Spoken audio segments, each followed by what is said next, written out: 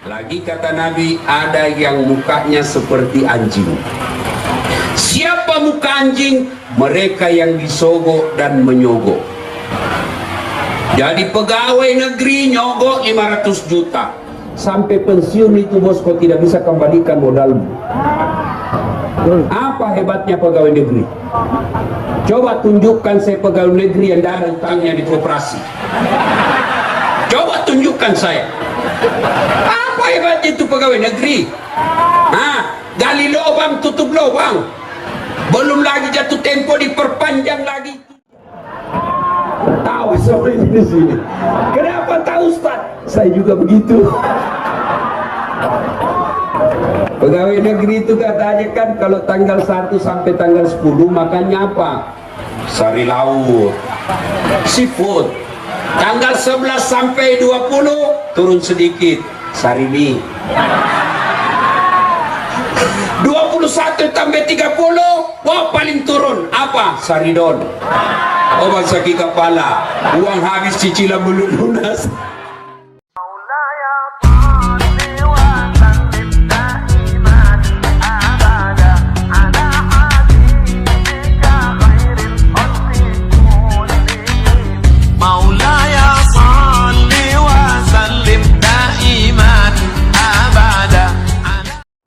Ibu, saudara-saudara sekalian, teristimewa pemimpin kita, pujaan kita pada hari ini, tamu spesial kita pada hari ini, Bapak Bupati Merangin dan Bupati Bungo, yang insya Allah dimuliakan dan dirahmati oleh Allah Subhanahu Wa Taala. Sedulur-sedulur, piye kabare? Matur nuwun. Nggih, mangan ora mangan? Betul. Nah, ibu bapak, saudara-saudara sekalian, panas kan? Ini ketek saya ini sudah banjir, Pak. Basah semua ini. Demi Allah, ada saatnya nanti kita dikumpul seperti tempat ini. Dari Adam sampai kiamat, namanya padang mahsyar. Matahari di tempat itu kata Nabi seolah-olah panasnya tinggal 1 jengkal. Sekarang matahari masih jutaan, ratusan juta kilometer untuk sampai ke tempat kita ini, tapi panasnya sudah menyengat. Kita masih ada tenda tapi panas. Ibu-ibu masih takut kepanasan padahal masih ada tenda di atasnya. Masih ada angin berhembus, masih ada baju melengket, masih ada makanan yang kita pakai. Itu masih ada bungkusan. Ada ibu? Dapat? Ada yang sudah dapat 1, dia bilang belum. Ibu-ibu Columbus. Tahu Columbus? Kelompok ibu-ibu pembungkus. Itu kalau ibu bilang tidak ada padahal sudah ada, menipu panitia, haram itu ibu makan. Ya. Termasuk mereka yang bisa mati dalam keadaan kafir siapa? Mereka yang terima serangan fajar ketika pilkada. Nah, ini sudah dekat pilkada lagi nih. Wane piro. Kau dapat itu mati kafir kau kalau ada duit dalam uang haram dalam perutmu. Jangan ketawa, saya serius ini. Termasuk anggota DPR yang terpilih gara-gara nyogok. 5 tahun dia makan gajinya itu dia makan uang haram. Ada begitu di sini, di Kabupaten Bungo dan Merangin ada. Kamu salah, kenapa kau pilih dong? Ada anggota DPR di sini, ada. Yang datang ini orang baik. Betul Pak. Coba kalau mau pilkada, mau pil caleg, biar nggak diundang, datang semua Pak. Mana sekarang yang sudah datang waktu itu? Tinggal 1 yang hadir. Lihatin baik-baik mukanya. Orang baik gitu Pak. Ya.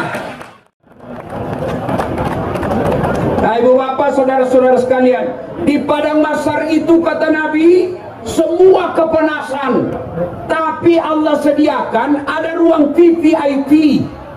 Yang orang lain kepanasan, yang orang lain gelisah, dia dimasukkan dalam ruangan ber-AC, dilayani oleh bidadari, apa yang dibayangkan sudah ada di depannya untuk menunggu gilirannya dipanggil. Dan itu nanti di akhirat, dari Adam sampai kiamat berapa triliun manusia, satu loket, dan kita menunggu dijemur. Ada orang keringatnya sampai mata kaki, ada yang sampai di lutut, ada yang sampai di pusat, ada yang sampai di leher, bahkan ada yang sampai tenggelam gara-gara air keringatnya. Orang di sampingnya tidak apa-apa. Dan pada saat itu kata Nabi, muka kita sudah tidak seperti sekarang, lain wajahnya. Lalu kata Nabi lagi, ada lagi yang nanti mukanya seperti ular. Siapa muka ular? Mereka yang suka menjilat-jilat. Ini yang banyak di kantor bupati. Cari-cari muka. Ya Pak, ya Pak. Kenapa banyak pegawai negeri hadir di sini? Mau tahu kenapa? Karena ada 2 bupati yang hadir. Itulah pentingnya jadi pejabat, Pak. Itulah pentingnya kita memilih pejabat yang baik. Supaya apa? Anak buahnya ikut baik. Dengar ini para kepala dinas, kalau kalian dipaksa-paksa datang pengajian seperti ini, dipaksa-paksa bersedekah, dipaksa-paksa ikut majelis taklim, Bapak bersyukur. Lebih baik Bapak dipaksa masuk surga daripada sukarela masuk neraka. Iya. Coba kalau bupati 2 ini datang sholat jamaah subuh, Assalamualaikum warahmatullah, Assalamualaikum warahmatullah. Langsung dia cari, mana ini kepala dinas PU? Nggak pernah juga datang-datang di sholat berjamaah subuh. Besok dikasih tahu sama Satpol PP, polisi setengah. Kata Satpol PP, Pak Kadis, Pak Bupati cari Bapak kemarin subuh. Bapak kata Bapak, nggak pernah Bapak datang sholat subuh. Besok jam 5 sholat subuh, setengah 4 sudah ada di masjid. Itulah pentingnya kita ngambil pejabat-pejabat yang baik. Kenapa? Karena anak buahnya ikut baik. Coba seperti Pak Bupati tadi sampaikan, Bupati Merangit.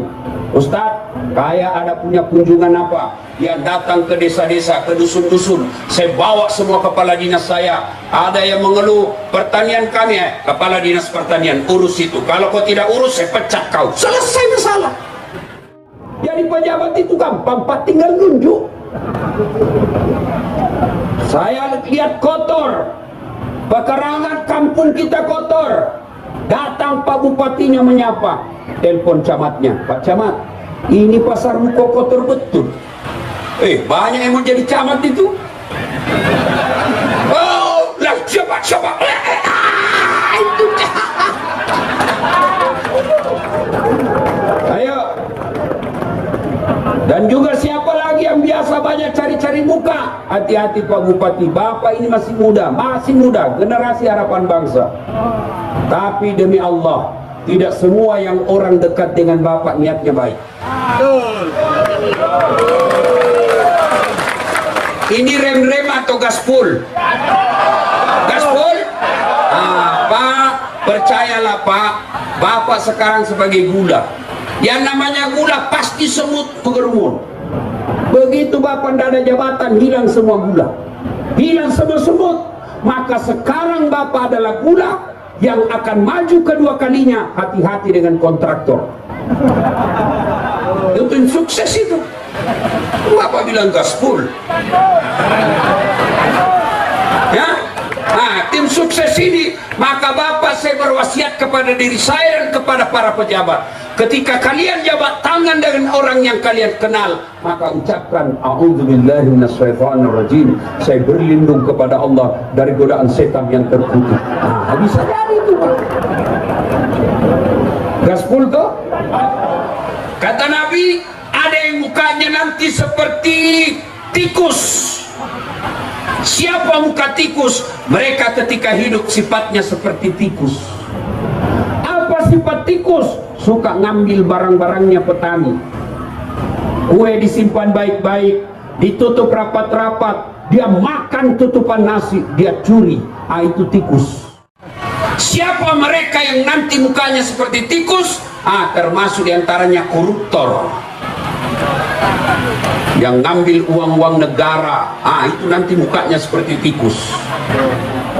Termasuk bapak ibu yang bertetangga bertani, ngambil tanahnya tetangga, mukanya tikus. Termasuk termasuk ibu-ibu pergi pengantin ngambil piringnya orang. Itu semua nanti. Lagi kata Nabi, ada yang mukanya seperti anjing. Siapa muka anjing? Mereka yang disogok dan menyogok. Jadi pegawai negeri nyogok 500 juta. Sampai pensiun itu bos, kau tidak bisa kembalikan modalmu. Apa hebatnya pegawai negeri? Coba tunjukkan saya pegawai negeri yang tidak ada utangnya di koperasi. Coba tunjukkan saya. Apa hebatnya itu pegawai negeri? Gali lubang, tutup lubang. Belum lagi jatuh tempo diperpanjang lagi itu. Tahu semua ini di sini. Kenapa tahu Ustaz? Saya juga begitu.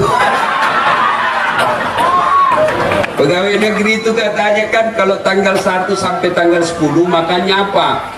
Sari laut, seafood. Tanggal 11 sampai 20 turun sedikit, sari mie. 21 tambah 30, wah paling turun apa? Saridon. Obat sakit kepala, uang habis, cicilan belum lunas.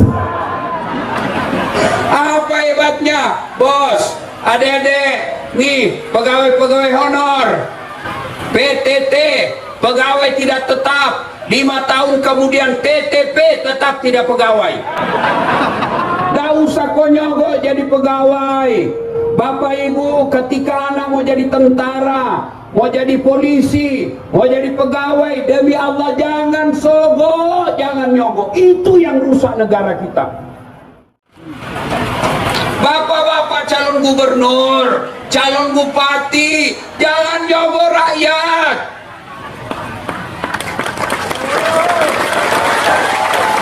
Rakyat juga jangan meras caleg. Rakyat juga jangan beras calon gubernur, kasihan mereka. Kalau kalian satu RT mau dibiayai, dia masih bisa masuk akal. Ini satu provinsi, bos. Di mana mau duit kecuali dia korupsi? Jangan. Ayo, jangan nyogok. Bapak gubernur mau jadi gubernur lagi. Bapak bupati mau kedua kalinya itu baik. Tapi jangan nyogok. Gimana caranya? Yuk bangun sholat tahajud, minta kepada Allah. Sholat tahajud 40 malam berturut-turut. Karena ada hadis menjelaskan, siapa yang bangun sholat malam 40 malam berturut-turut, Allah malu tidak mengabulkan doanya. Maka bapak-bapak ini kepala-kepala dinas mau jadi sekda, tidak usah nyogok.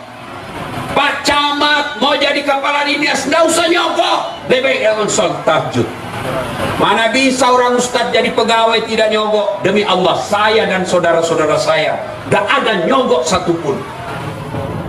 Siapa yang saya sogok? Saya bangun sholat tahajud, saya minta kepada Allah, ya Allah, engkau sumber kekuasaan, tidak mustahil di sisimu, tidak ada yang bisa mengalahkan kekuasaanmu. Saya mau jadi pegawai, menghadiahkan orang tua saya mau bahagiakan ibu bapak saya, mudahkan jadi pegawai supaya orang tua saya bangga.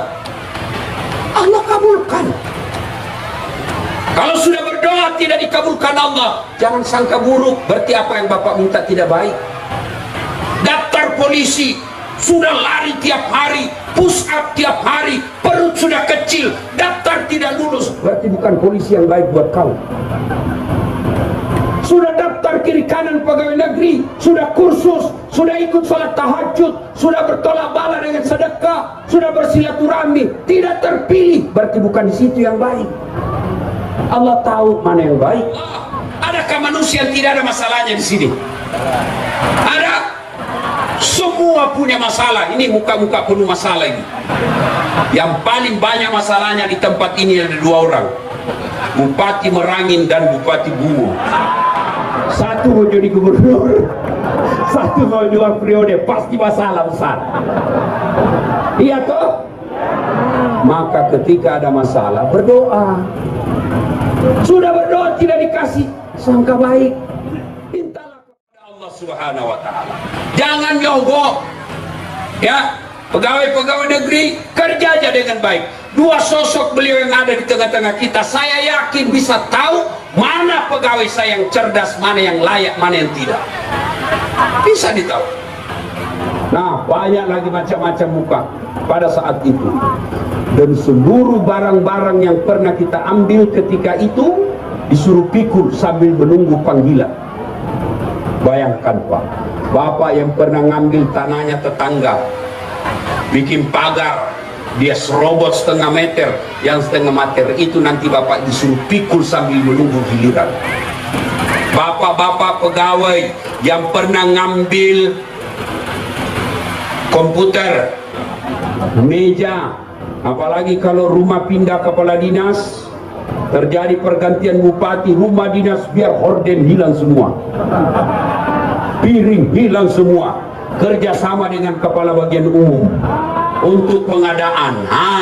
Ini nanti kalian di Padang Masar disuruh pikul semua barang yang pernah kau ambil, maka lewatlah pegawai kita, wah pantas hilang gorden, ternyata Bapak yang ambil. 7 golongan orang yang dilindungi. Satu di antara 7 yang dilindungi itu kata Nabi, imamun adil, pemimpin yang adil. Kita berdoa mudah-mudahan 2 bupati di tempat ini masuk dalam golongan pemimpin yang adil. Bupati Merangin, Bupati Bungo, mudah-mudahan jadi pemimpin yang adil. Ini penting.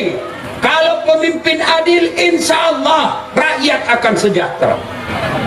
Saya masih contoh yang namanya pemimpin dalam Islam. Tidak usah nabi lah, terlalu tinggi tingkatannya. Manusia biasa seperti kita, Umar bin Khattab. Itu Umar bin Khattab salah satu manusia yang dijamin oleh Nabi 10 sahabat saya pasti masuk surga tanpa hisab. Satu diantaranya Umar bin Khattab. Kenapa Umar menjadi pemimpin yang adil? Contoh, Umar lagi kerja di rumah beliau, ngitung-ngitung duit, tiba-tiba datanglah tamunya. Assalamualaikum ya Amirul Mukminin, gelaran Umar. Kalau Abu Bakar gelarnya Khalifah Rasulullah, Umar dan Utsman gelarnya Amirul Mukminin, Ali bin Abi Thalib gelarnya ya Imam. Ya Amirul Mukminin, Pak Presiden, Assalamualaikum. Waalaikumsalam warahmatullahi wabarakatuh. Mari masuk. Masuklah tamu tadi.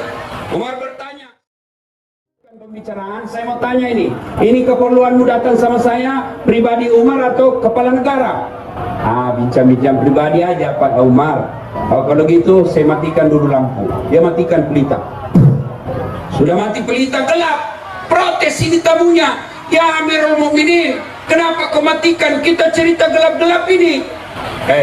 Tadi itu saya lagi kerja, tugas ngutang uang negara. Ini lampu pakai minyak negara. Saya lagi kerja dinas, boleh saya pakai ini minyak. Sekarang kita cerita pribadi, tidak boleh kau pakai ini minyak negara, haram. Kalau 2 bupati mengamalkan ini kepada pegawai-pegawainya, maka tidak ada lagi plat merah berkeliaran untuk pengantin. Ketika jamaahnya pada tidur, rakyatnya pada tidur, Umar belusukan. Nah, besoknya ada Umar lewat di satu desa, ada ibu-ibu masak batu dia masak ibu dalam panci.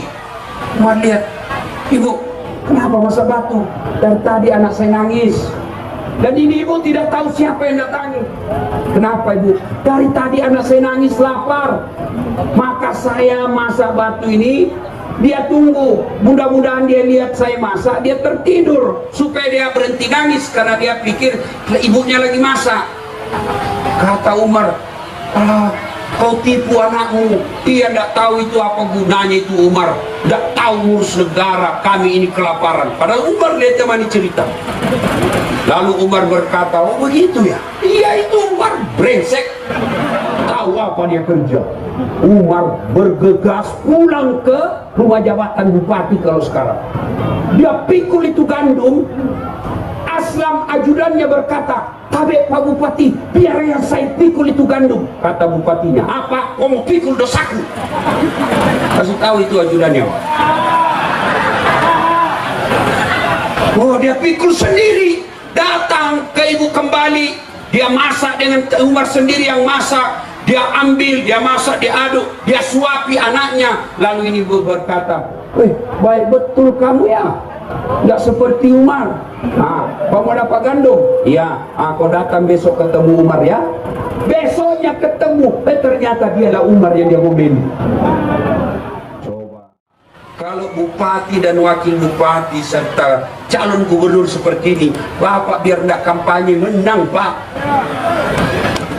Dan saya tahu Pak Al-Haris seperti itu, Pak Bupati Bungo seperti itu, insya Allah. Nah, banyak lagi kisah-kisah pemimpin yang adil.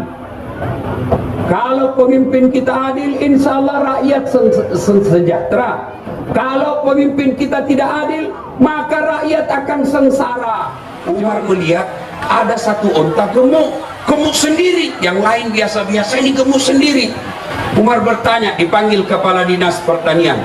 Kalau kita sekarang, Pak Kadis, siapa punya onta itu? Oh, Abdullah. Abdullah siapa? Abdullah bin Umar. Anakku. Iya, panggil dia. Panggil. Abdullah, berapa harganya dulu waktu kau beli ini ontamu? Sekian dirham. Sekarang jual, ambil modalmu, kembalikan, ambil modalmu, dibelinya itu, masukkan kas negara. Kenapa bisa gemuk sendiri kau punya onta? Ini saya urus. Kau urus, tapi kau dikasih hak khusus fasilitas khusus karena kau dianggap anak presiden. Gak boleh kau gitu. Insya Allah kalau di sini begitu calon-calon gubernur di Jambi aman. Penting milih pemimpin yang adil, Pak. Kenapa penting?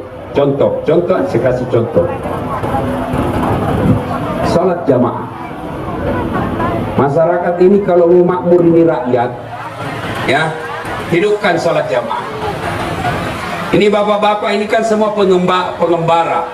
Bapak ini semua perantau dari Jawa. Bapak datang ke Merangin, datang ke Bungo, ternyata di Merangin Bungo tidak nyaman, Bapak boleh balik lagi ke kampung. Tapi ketika Bapak masuk kubur, senang tidak senang tinggal di situ. Tidak boleh Bapak bilang kas kembali, tidak nyaman di sini, pindah kapling. Tidak, Pak. Nah, orang yang paling menderita di akhirat kelak, orang yang tidak sholat, al-mutakhawwin bis sholat, yang menganggap enteng sholat.